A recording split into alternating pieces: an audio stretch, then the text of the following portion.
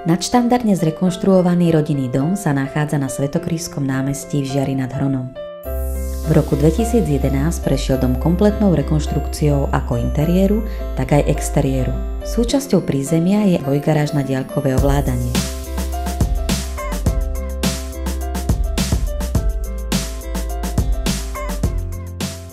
Prízemie tvorí vstupná chodba, kotolňa, technická miestnosť, priestranná obývačka s krbom a s východom na terasu, kúpeľňa s vaňou, sprchovým kútom a s WC, chodba, kuchyňa s pracovným pultom a jedálnickým kútom, detská izba a spáleň.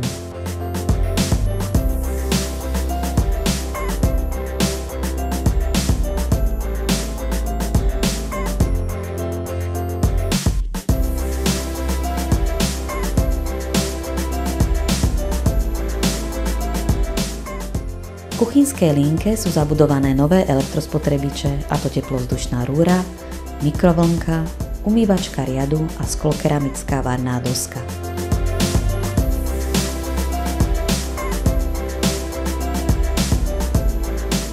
Dom má novú strechu, fasádu so zateplením, vstupné dvere, plastové okná, strešné okná, interiérové dvere so zárubňami, rozvody elektrickej energie a vody, plávajúcu podlahu, keramickú dlažbu, stierky, sádrokartonové podhľady a bodové svietidlá.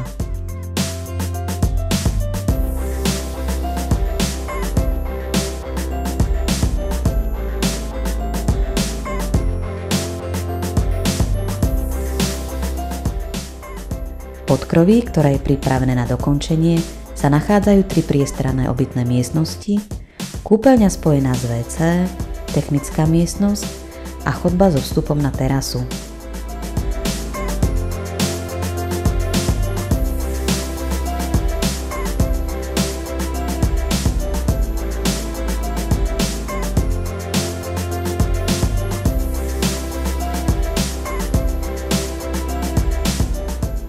Vykurovanie podláh, radiátorov a užitkovej vody je realizované prostredníctvom kondenzačného plynového kotla, solárnych panelov a krbu na pevné palivo.